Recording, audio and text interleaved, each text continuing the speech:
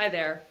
I'm so incredibly excited to be sharing this time with Karina Grant. Now, this conversation began because one of our community members insisted that I connect with Karina because we share very similar language around the world of fascia. So I did. We pretty much fell in love with each other. And so here we are. So, welcome, Karina. Come on out and give us a little bit of background about who you are and why you do what you do. Okay, thank you so much for having me, and I'm very happy to be here. As Deanna said, I literally got an email from somebody saying, we have to connect. And so we did. We literally, without knowing anything about each other, jumped on a call, and there's an instant synergy in terms of the way that we work and the way that we approach healing, in essence, and the body.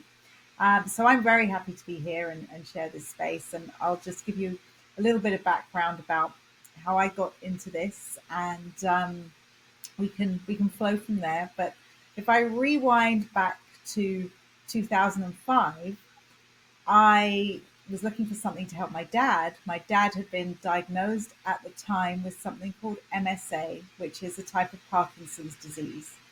And I just wanted something to help him to manage his symptoms. And I went onto Google, and the first thing that came up, I heard the word healing just came into my mind, and I typed it into Google.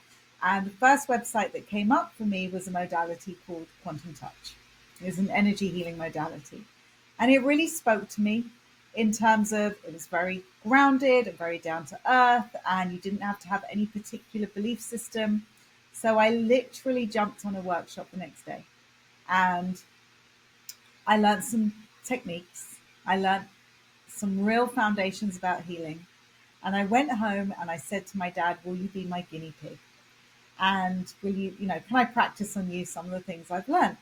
Now, one of the things about Parkinson's and many different conditions is that people's spine can be very, very hunched over like that. And it can look like the person is stuck. It literally looks like if you were to straighten them out, they would crack, you know? And he looked stuck and he looked fixed and locked in this position. And I said to him, can I practice on you? And I put my hands on him and I started to do what I had learned in the workshop. And very, very slowly, over the course of about an hour, as the tension in his body started to melt away, his spine had these tiny little micro movements, tiny, tiny, tiny adjustments, very tiny. It wasn't like he just went ping. It wasn't like that. It was like tiny movements. And his spine just started to become straight as his body became more fluid. And I was not expecting that. I don't know what I was expecting, but that took me, really by surprise. And my mum was in the room and she said, wow, what on earth are you doing? And I said, genuinely, I have no idea what I am doing. I have just learned some techniques and this is what's happening. And it was a really, really fast track deep dive for me into healing because I felt a massive sense of urgency to learn quickly because I wanted to help a loved one. I know that's a big motivation for a lot of people why we study the things we do. And what I learned very quickly was that what can seem fixed and locked and stuck isn't necessarily the case. And from that point on, I became a practitioner of, not just quantum touch, just learned everything I could about energy and about healing. And since then, it's been a big journey and a very, very big adventure of working with many people, particularly for structure and alignment and such wonderful things. And I think that's very much where your community member who reached out to me, and I had also done a program on another platform about fascia healing, which is your, speciality. Um, so that's a bit of my background, but also it's the point at which we kind of meet. And how incredible for you to be able to have helped your father. I mean, that is just such a heartwarming start to your whole opening and awareness into this wonderful world of fascia and emotions and all of those things. So I'd love it if you would share a little bit about how you approach healing with others and communities all over the world, because I know you're doing some fantastic things with people all over. So it really depends on, what's happening, but very much the principles of what I do relate to the bridge between the emotional body and the physical body, and the place that those two intersect. And so what I find is that there's nothing that stands on its own. Absolutely everything is connected. And a lot of the work that I've done has been creating programs to help people to move on from trauma, for instance, and how trauma would get stuck in the body and get stuck at a moment in time and dysregulate the nervous system, and the way that that would, from what I've observed over many years of working with people, how that affects people's mobility and their flexibility and really, and the brain function. For me, they're not separate at all. One affects the other.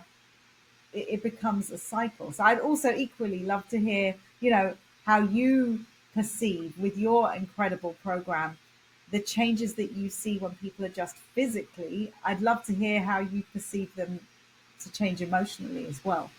Yeah, so this is fun because we get to kind of ping pong a little bit back and forth about our different approaches and different views on the fascia. So, the way I truly understand the body, from my experiences, and I'll just briefly share where my experience started from. For me, it was when I was 30 years old and I was undergoing incredible trauma in my own personal life. I was really struggling with depression, anxiety. I was 50 pounds overweight, even though I was working really hard to create those changes.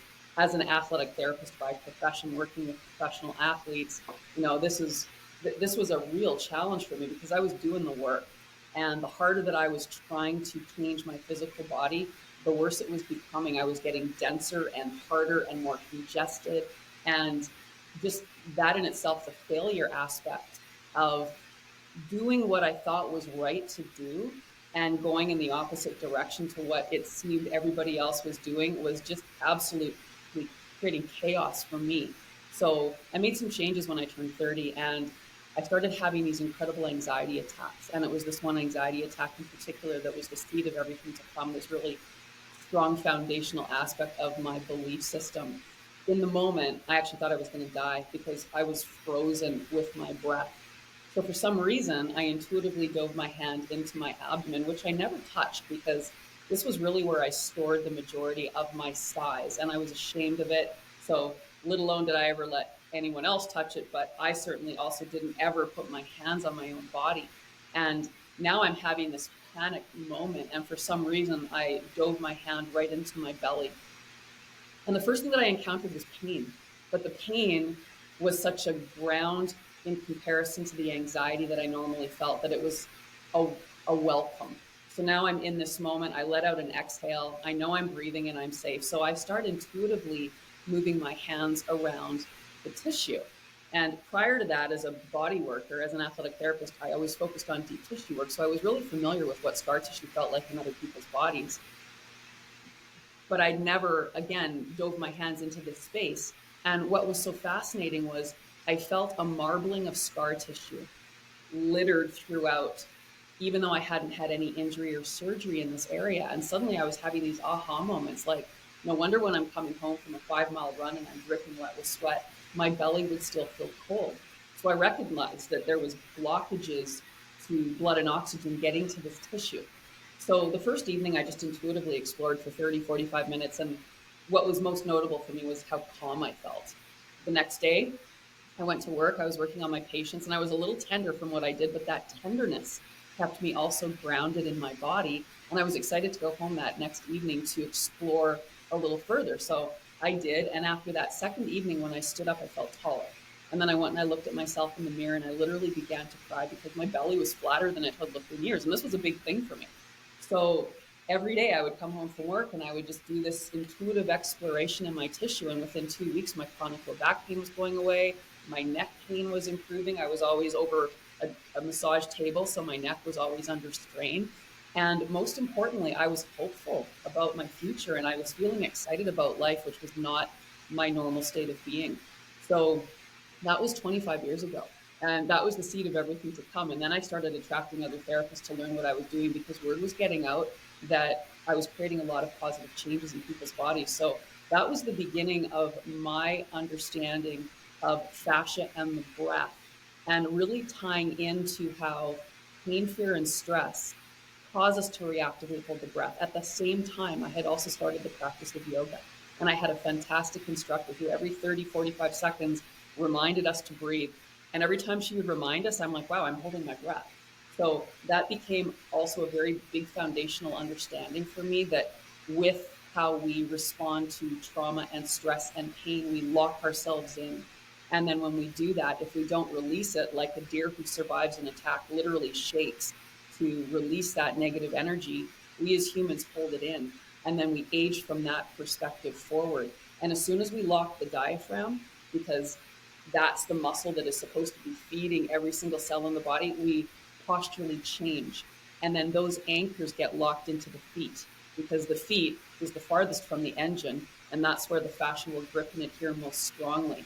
So, really understanding how to look at the full body and how to relate different parts so that we can understand that there's cause sites to our pain and issue sites, and finding a way to unravel all of that and repattern and rebuild from a positive foundation. Wow, that is an incredible story. Really, I have so many questions. I'm curious to know. Let's You, you spoke about the feet, and there's in reflexology, for instance, all the points of the body are in the feet, but also that's a place where people feel, for example, they get very cold hands, very cold feet. Would, in your experience, is that connected to the shut off, the emotional shut off, and therefore the flow not reaching the feet? Is there a direct correlation? absolutely. Yes. So whether the shut off is from an emotional, spiritual, mental, or physical hit to the body, it's that response of the breath. And I don't think any one is more strong or powerful than the other. I mean, you can have a horrendous physical injury. You can also just be ridiculed by a sibling on a daily basis, or you can experience some horrendous emotional trauma. Like all of these, it's fascinating, because when I was doing a trauma workshop with my community, we were diving into all of the different T's, the big T's, the little T's, and all of that. And that repetitive hit from a sister or brother that, you're not pretty enough, or you're too fat, or you're dumb, or whatever those hits are. you know I found that through the conversations, they could be as damaging as undergoing, a rape or witnessing something horrendous like a murder. I mean, like, we had so many wild conversations, and the response of the diaphragm to those hits, to that holding of the breath to keep us protected inside, if we don't undo that at different ages, then we age from that perspective where now the diaphragm isn't able to send energy and blood and heat through the body.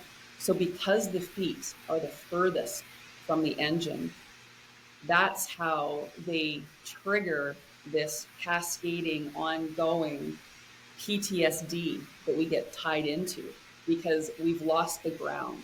Like if we're not standing with our feet strongly underneath our whole body, equal weight on both feet, most of our weight on our heels, and we start tipping and veering away from center, we're literally falling away from our highest version of ourselves. And then we start falling into these patterns of grooves that the fascia creates. And those grooves are tied into how we perceive life, how we emotionally deal with stress and other triggers. And so we get locked in these patterns of trauma. And then we end up seeing life from that perspective. And I do very strongly believe that the feet are a massive anchor, that if not addressed, we won't be able to pull ourselves fully and completely out of those old patterns, because every step we take, we're going to be falling back into those negative anchors. That's an amazing explanation. Really amazing. And one of the things you said, which I'm very curious about, is breath holding. Because in the workshops that I teach, often there are different styles of breathing, and you can really see when people struggle just to get any regulation on the breath. And for some people, it causes them more stress trying to do so. And so I always think there's another way in. There's first bringing peace to the mind, and then the breath will naturally regulate itself rather than trying to force the breath in any direction. But I'd love to talk more about your perspective on breath holding, and maybe just some of your experiences about how fascia, uh, softening the fascia softens that breath holding. Because that's something I've seen so much of with people with PTSD. And it's just a very interesting point.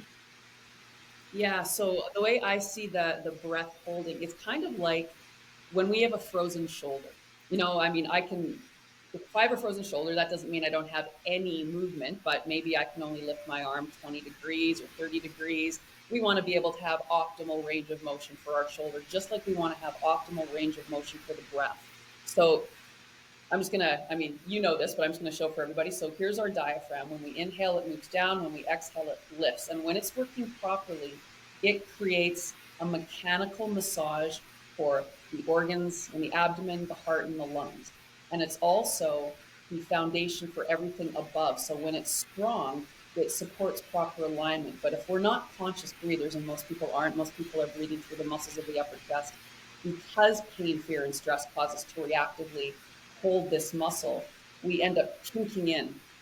And then if we don't release that, we kink in from a hit, whatever that might be. And then now we're aging from this perspective. So now here's my diaphragm muscle that gets twisted. So it becomes, in a sense, like a frozen shoulder. Now we have a frozen diaphragm. And the challenge with fascia is that it's made up of primarily collagen and elastin. And this is my perspective on how I see the body changing over time. As we start tipping off balance, because the collagen is the structural component, it starts to migrate to areas of need. So as that collagen component is migrating to create false walls and false floors, it will grip into anything in its pathway, including bone, with a force up to 2,000 pounds per square inch. So if I am locked in this alignment, and then this becomes my posture for decades, as it is for most, and say I'm in front of a computer with this slumped position, I am literally magnetically sealed in this negative alignment. So to simply say, okay, we're going to do breath work and we're going to open up this space, we will be able to strengthen what we have available to us. But if we don't release those adhesions, melt those adhesions from the bone to access more of the diaphragm, then we're still going to be locked into the pattern that we are currently in. So what we want to do is we want to release the diaphragm so we can activate more of this muscle. Because without this strong muscle, if we're breathing through here, the body's cold. The diaphragm is like the body's furnace or engine. The upper chest muscles, which are those secondary muscles for respiration that people have as a fallout mechanism when we don't breathe properly, it's like a space heater. So I live in a 30-story building in a city that can get very, very cold in the winter. And if I have one space heater, I can heat one room in my apartment. If you turn on the building's furnace, you can heat the entire building. And your diaphragm is like your body's furnace compared to a space heater for the muscles of the upper chest. So there's just not enough energy driven by these muscles to create the releasing of these frozen adhesions, these frozen areas in the body. It's like if I had a car that was sitting outside and it was minus 30 and I took a hair dryer to the fender, nothing's going to change. I need to turn the car on to get the car heated.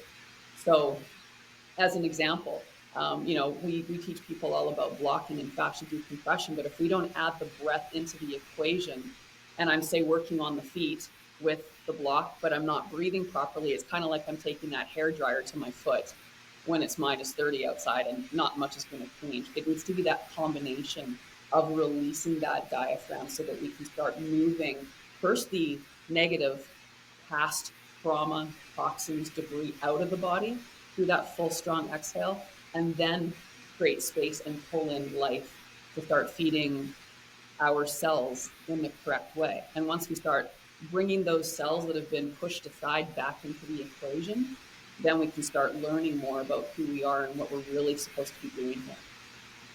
I love that. That's very powerful. I would love to talk about, so we can really tie this together for people.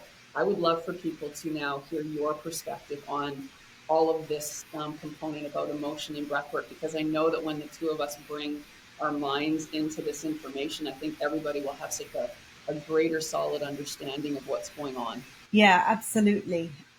For me, I like work. I think every type of healing and breath work and energy work, everything's got its place. Also, depending on the person as well and the situation. And so, often, if I'm working with somebody who's been through something traumatic, I often find the more subtle work is more appropriate for the person. Not always, but that for me really ties into the fascia healing, because let's say somebody's had a trauma to a specific organ or a specific place in the body, and that place kind of got stuck, locked, frozen. What I found is if I work energetically on the fascia around it, it's like this, it's like opening a window into the organ in a way that is really graceful rather than pushing on trying to get to the organ. And it's this kind of back door that I discovered when, just playing with energy in different ways. And so from that perspective, I really understand what you're saying about generating the furnace, getting things switched on so that everything else gets affected rather than just trying to go into one spot at a time. And so I found that, and that's, I hope you can't hear my dog barking. It's just Amazon. Um, I found that really approaching the fascial system enables that to happen. But also, I just want to weave that into flexibility as well, into how someone can move and how they can touch their toes and how they feel rooted in their feet. And one of the things that for me is really interesting is when somebody has a trauma, they jump out their body. They become so disassociated that they can't feel what's going on anyway, and in terms of the lower part of the body specifically. And so, what you were saying about your story and how you touched your stomach and it's something you'd never normally do, I think is quite common for people who are very much up here. They can become quite disconnected to the lower half of the body. And so, doing the body work, whether it's through the exercises or through energy work or bringing any level of sense of peace or calm, what I've observed is gives the person the ability to come back into the body. And once we come back into the body, everything starts to flow that much more easily and things become more fluid. And so I've measured this with people, touch your toes before, touch your toes after, and people's movement is just completely different. And it goes back to that whole, am I fixed in this position? No, but yet it can feel completely solid. It can feel absolutely frozen, in the shoulder or anywhere at all. And so I feel like the bridge between what we're doing very much comes from a place of, I see like a stream, getting things to flow, and I'm working energetically on the area, but what you're doing is coming in, literally connecting physically, almost reuniting your own consciousness with that part of the body. Does that sound resonant? Absolutely. So as we start falling away from our center and those adhesions start to riddle themselves through the fascia, now we have all these micro scars creating blockages to cells. And as we start tipping further and further away, we have so many cells that aren't part of the equation. So I love Greg Braden's book, The God Code, where he shares that on the surface layer of every cell is the message God lies within. If we are only breathing 10 or 20% of our capacity, we're only feeding 10 or 20% of our cells. So we have all of these other cells that aren't part of what our life is. And that's where you feel these really dense, heavy bodies that are thumping through life because they're heavy. If each and every cell was in perfect alignment, which none of us are, there would be optimal space in and around every cell for ease of absorption of nutrients in, as well as the removal of toxins, but also the communication between every cell. And because I truly believe we're all brought to this earth with gifts from God that we're meant to share, if we're only communicating with 10 or 20% of ourselves, then we don't really have the information that we need to live our best lives.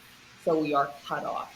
And of course, trauma will do that, because as soon as we protect ourselves and we block that diaphragm, that's what starts this cascade of blockages. And because, especially if it started young, and this is fascinating because I can really see in bodies when the trauma began as you're developing, compared to a trauma that might have happened when you're fully grown and developed.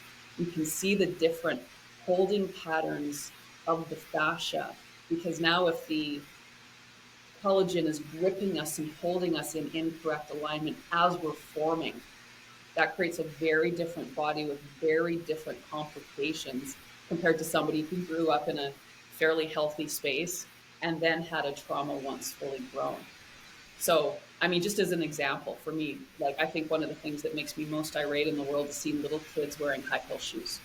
When your foundation is off as you're developing, now you're developing from this perspective of your foundation is off, so your body has to develop with that incorrect foundation. And that in itself, that trauma to the foot structure and the entire body and how it has to adapt to something like that, which is so unnecessary, that has a massive impact on what's going to happen to that person as they continue to get older. And I'm truly seeing the youth today, because they're growing up in front of technology. I mean, our generation, I mean, for me, I was a late bloomer when it came to computers, but I mean, I didn't have computers in school or phones in school, as did you, or you didn't either. So where today, like, they're growing up with this horrendous posture, and they're forming from that place with a breath that's incredibly compromised because of that collapse and because of what's happening in their lives. So we're seeing these traumas hitting the youth at a much younger age, the ADHD, the depression, I mean, so on and so on. Like, it's the scoliosis that I'm seeing in the youth compared. I mean, I remember one girl in my school that had scoliosis when I was a kid, and now it's every person I see has such a twisted body now of the younger generation because of this impaired breath. So it's truly fascinating to see all of this, but to also know that there's solutions is really important, no matter when the trauma began. Of course, it's going to take a little bit more, if it happened at a very young age, but we can. I truly believe we can totally repattern the mind, the emotions, the physical structure by understanding how to address these adhesions and how to bring those cells back into the equation. Yeah, definitely. I think one of the things that I love what you said, that you truly believe in repatterning, because that's definitely what I believe as well. In one of the modalities I teach is called permissioning, and there's a workshop called Permission to Reset Your Nervous System. And I find it I love that. fascinating that the first thing I'll see whilst stress starts to melt away is the posture will change in real time. One of the first things that I'll see is somebody sit up really straight and take a big breath, you know. And so that's what wants to come through.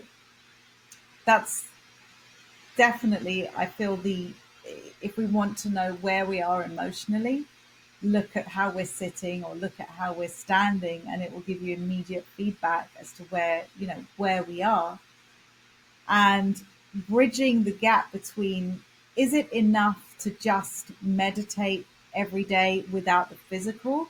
I do not, my perspective is no, it is not enough. You need to do something physical as well to increase your well-being, whether that's walking, but really working with the fascia the way you do. And when I watch your videos, I love the movements that you encourage, because there's a level of presence to it, and there's also stretching, and there's so many aspects which you can overlook sometimes just by thinking, okay, I can just sit forever in a state of presence and that's enough.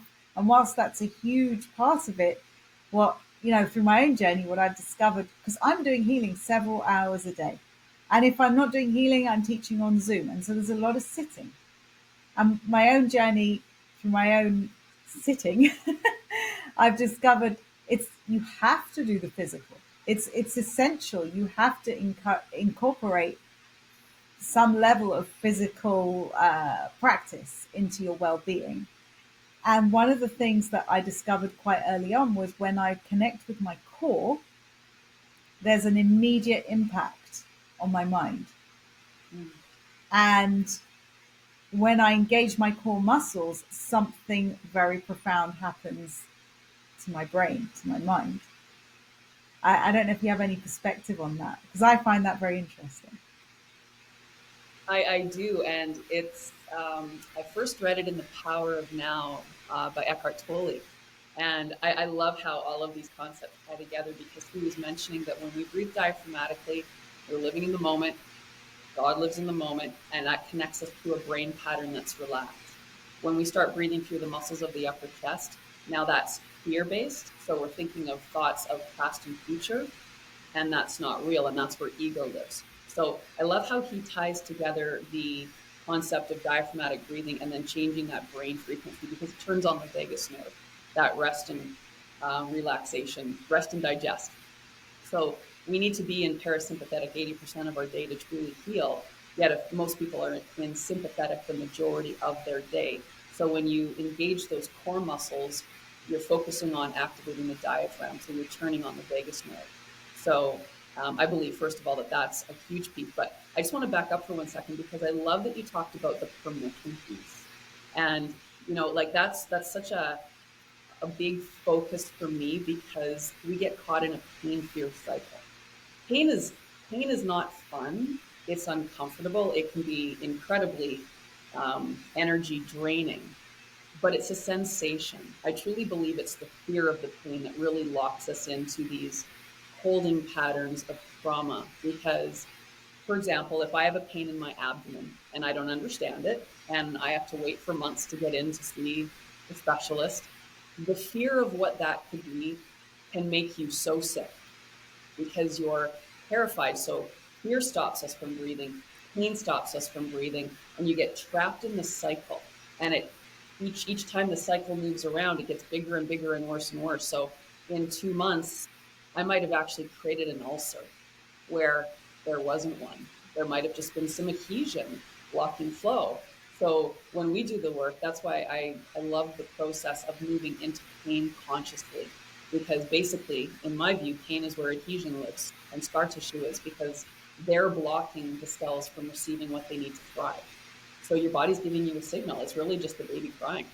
So when we move into pain on purpose and then we release it and have positive benefits as a result of that, it's so incredibly empowering. And then you train people not to be afraid of pain. It might not be fun, but it's simply a sensation, giving the body feedback that it's needing some time and attention and love. So the permission piece to me, like that's really what you're offering in one of the many, many things that you're offering there is that understanding that I'm taking control. And when you give that person control, then they're saying yes. And then healing starts there. Yeah, it's the pain part is very, very fascinating to me. I give you an example. I had one client who had trigeminal neuralgia, and she was on the highest dose of morphine that the hospital could give her for 2 years. And she described it to me. She said it was, doctors would call it the suicide pain because it was so horrific, the nerve pain that she was experiencing, and no medication could touch it. And when we had a healing session, and she said she was at level 10 pain. Now we took her in her pain down to zero in one session, but 24 hours later her pain was back. So the following week we had another session, and I said, okay, if you've reached zero once, we can reach it again. It means it's possible. Let's try again. So her pain went down to zero again, but Again, 24 hours later, the pain was back. So in our third session, I said to her, it's obvious that you're capable of it. Your body knows how to come out of the pain, but you are calling the pain back in because there's a pain memory, and you're so used to being in the pain that your mind is literally looking for it and going, where is it? Where is it? It's literally scanning for it. Where is it? Where is it? Where is it? There it is. I take it back. And she understood that, but she just didn't know how to break the cycle. And so what we did was I used some of the conditioning techniques with her, very much around a lot of nervous system reset stuff, but really understanding the mechanism between mind and body. And then once we had interrupted that cycle and that pattern and created space and changed perspective, the feedback from her body was immediate. Within a couple of weeks, she had completely stabilized, having, coming completely out of that 2 year period of pain and coming into a new state of being. And the other thing that happened is natural joy started to come up, and she started to completely connect to the body. And so I think fascia can often be overlooked as being like a gateway. It's like a key to a hidden door, if you like, into the body that is very much connected to that story of holding a pattern, calling in a pattern, and then the fascia gets stuck in that pattern, whether it's in the face or whether it's, wherever it might be. It's this kind of cycle of, like you said, you age from that point, you're stuck in that point. And so I really, really feel that the nervous system and the fascia have this inextricable feedback loop. There's a link that is works literally in real time. And I think it's quite miraculous as well. I love that. And I created a year ago a pet program with Dr. Marlene Siegel, a veterinarian from Florida. And it was so fascinating what I observed with this, because every week we would get on a Zoom call. So she would have mostly dogs, but she would have a dog, and often they had a paralysis or something going on. And we would spend an hour together, and I would be teaching her the fascial decompression techniques for us to create our program with. What happened every single time was that as soon as the animal had a release, they owned it immediately. Suddenly this dog who had been paralyzed in the back leg was running. Where we as humans, we have those memories, right? So I've had hip pain for 2 years. I have a treatment. The actual pain is gone, but I go back into the posturing that I had been working with for 2 years, because it's that memory piece where animals didn't have that ego piece. It's really neat to see how quickly the animal integrated the changes, where we as humans, we have to, like, our bodies and our minds and our emotions have to all catch up together. So that was a really interesting thing for me to observe the difference in animals and people. And if we could be a little bit more like animals in that regard, I think a lot of us would heal a lot faster. Definitely, definitely. What are some of the most profound things? I'm sure you've seen loads, but a couple of profound changes that you've witnessed for people that have really impacted the way you work? One of my biggest missions, and it's probably not until 2026 that I can really dive in and make this a big deal, is working with babies and kids, because they are in trouble. And so, just as an example, one of my instructors had a great granddaughter who had spent 2 years in the hospital right from birth because of a lung infection. So when she came home, she had a really big umbilical hernia that they wanted to do surgery on. So they reached out to me, and I got before photos of her, and you could see how twisted her little body was. You couldn't even decipher the base of the ribs and the belly. It was basically one sheet. The liver was really extended. She had no neck, and her arms and her legs were just like little thin, like there was no life in them. And so very uncomfortable baby. So for 1 week, I had her spending 2 3-minute sessions working with the baby's rib cage because I could see that the diaphragm was not working at all. So worked with the rib cage. A week later, I got the pictures. And she said you couldn't tell specifically from the picture just how much that umbilical hernia had gotten smaller, but a lot smaller. She said baby was pooping like crazy and calmer now and starting to sleep better. So progress in 1 week, 6 minutes a day. I said, okay, let's up it to 3 times 3 minutes each day doing this one exercise for 3 weeks. And after that third week, so 4 weeks in total, completely different baby. Neck nice and long, limbs filling out. You could see the belly was working properly, calm baby, sleeping, digesting, happy. So the difference in where that child would have gone to if that hadn't happened compared to where she will be now moving forward because she now has a diaphragm that will help her function and form over her years. It's a game changer. So those those things that are so simple to do and that can create such incredible change for the rest of one's life, that is a huge thing for me. So that's just one thing. But it is lovely. I have a community. I think there's over 17,000 people in my private Facebook community now, and it's everything from Parkinson's to MS to fibromyalgia to I just did an interview with one woman who in 3 years, just from blocking, hadn't changed anything else, lost over 100 pounds. That's not typical, but those things happen. And I worked with another lady. I just did an interview with her as well. Her podcast will be out very shortly. She had had a knee replacement and then came home and tripped and actually broke her ankle the day after, or the day she came home from the hospital, but didn't know she broke that ankle. So for 3 weeks, was walking on it and it was actually healing. But then when they did the x-ray, they told her it was broken and they wanted to do a surgery to pin the foot and then have her immobilized for 8 weeks when she just came home from a knee replacement and needed to work that knee. So we ended up on a call together and she didn't choose the surgery and she's thriving now. And had she chosen that surgery, I don't think she would have ever walked again. Because if you can't rehab that knee and you're immobilized for 8 weeks, then you've got your ankle and your knee frozen.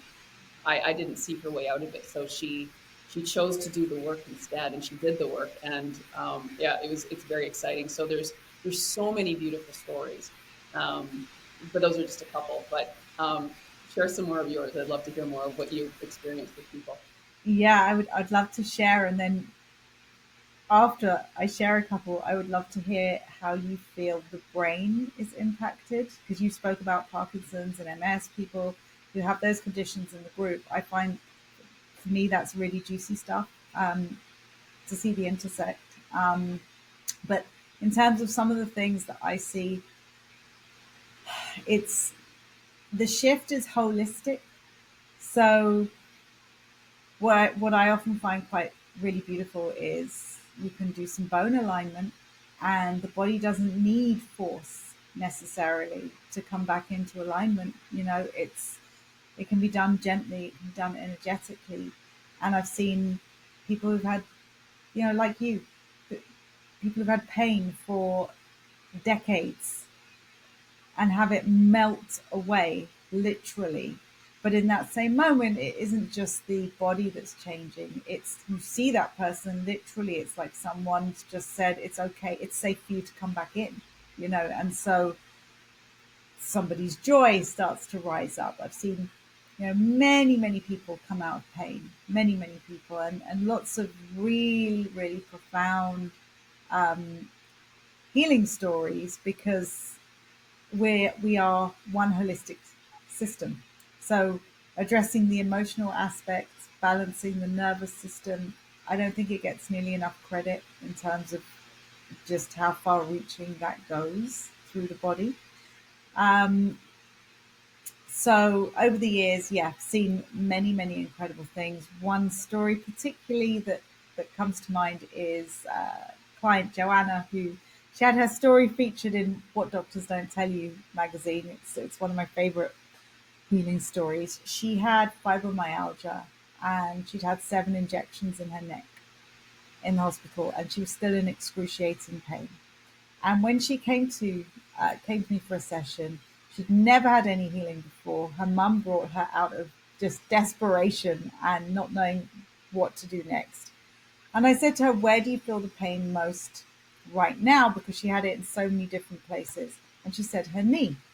And so I put my hands on her knee, and it really took us both by surprise. I just was simply addressing, bringing calm to the area. And suddenly, a few minutes in, we both literally felt her kneecap just underneath her knee. Something rotated, literally rotated, structurally unlocked itself.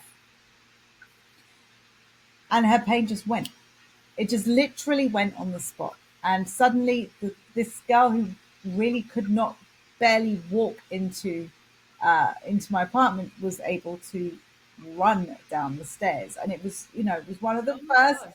It was one of my first clients, and so it was a really, really profound experience, and it always stays with me because it was, very early on. Um, and then after that, she became a practitioner because she was so, you know, amazed by her own healing. So many, many different things. I think that the point for both of us is what the body's capable of. Is just one of the things I'm so passionate about is people understanding, all of us really, what our own bodies are capable of. Regardless of the way that you choose to empower your own self. Yes. And I think we both agree that persuasion versus force is the way to go.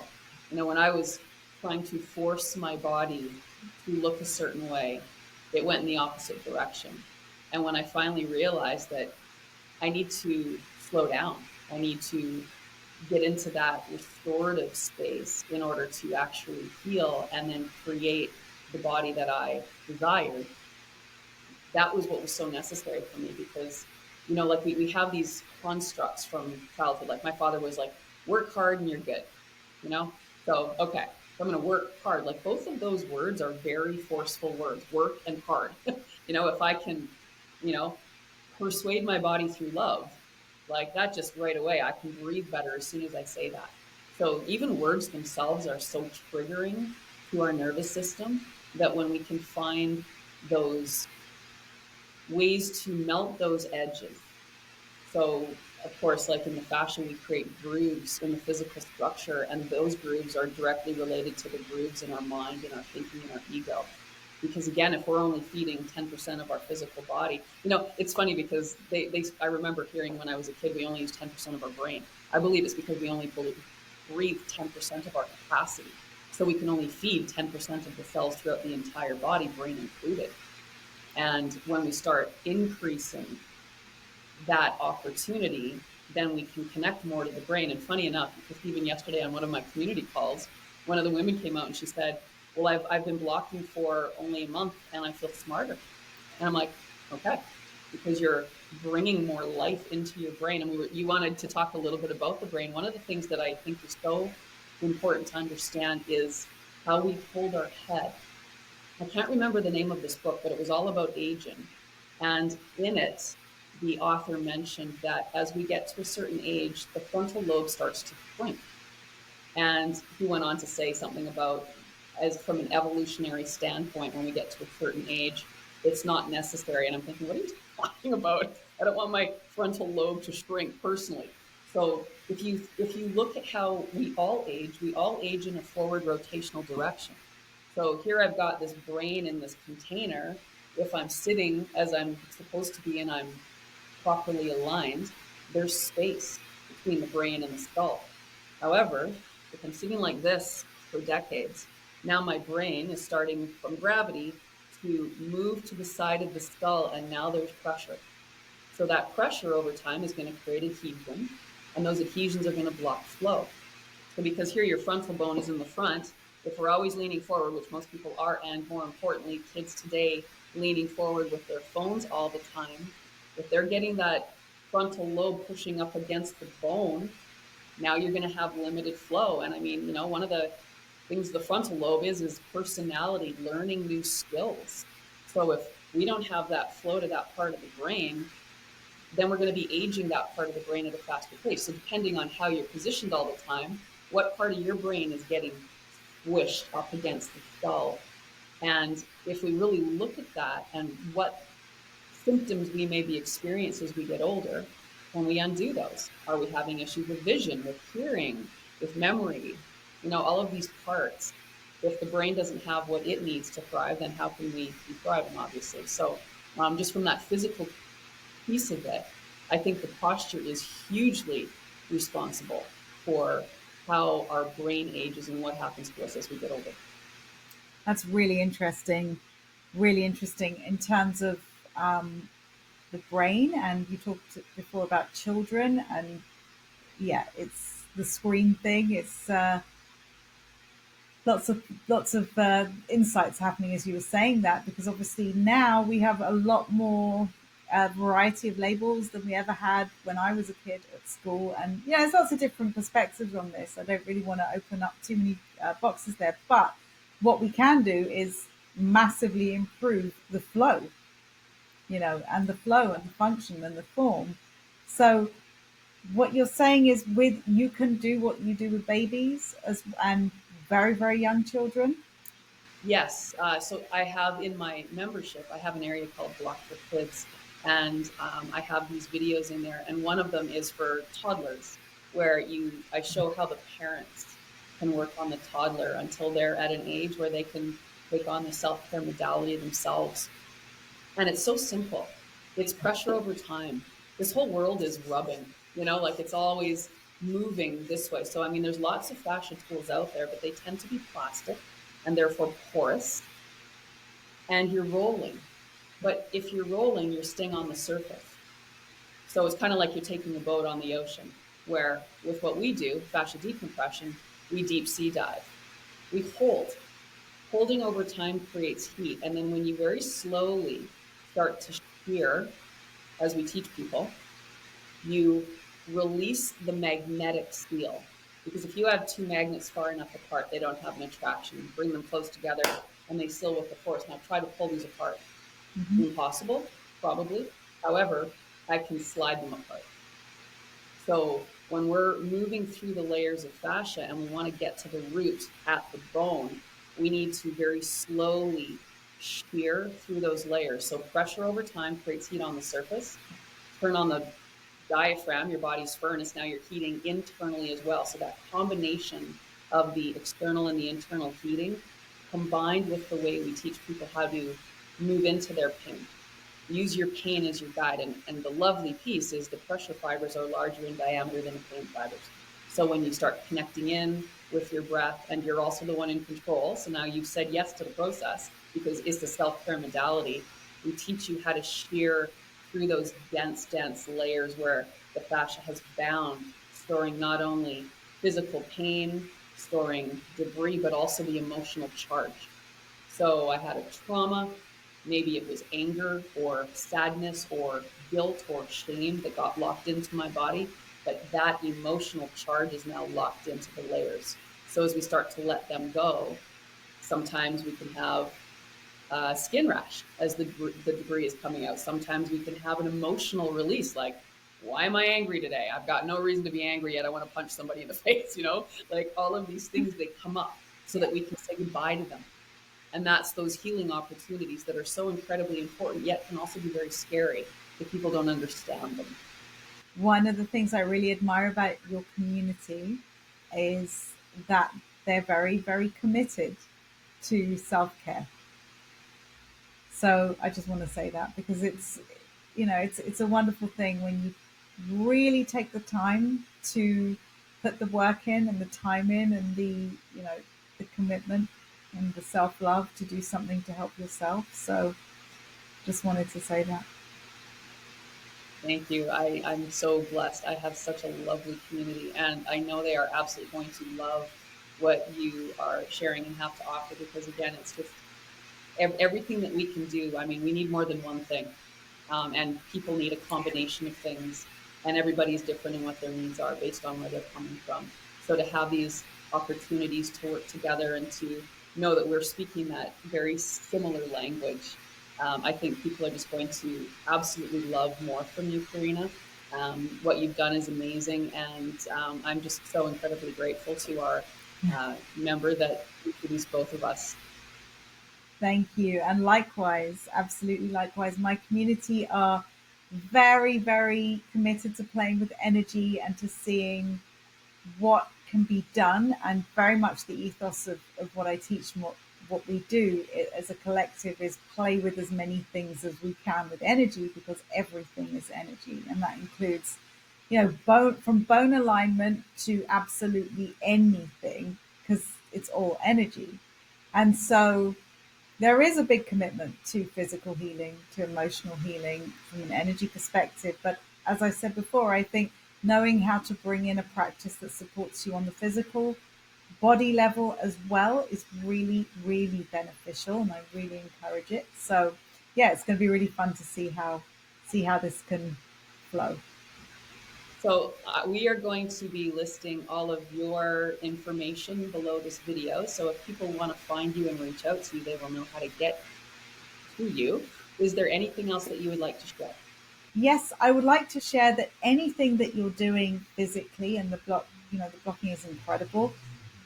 When you bring in that added layer of intention, which I'm sure a lot of people are doing so anyway, but you can amplify the work through our own intention and through the level of presence and the energy that we bring to it. So if people are interested in how we can synergistically do more of that together, it would be an absolute joy to do that with your community.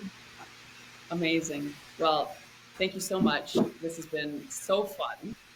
And I know that this is just the beginning of many interviews and connections to come. So, Karina, thank you so much. And to all of you who've been listening, thank you so much for taking the time and have an amazing day. Thank you, and you too. Thank you so much.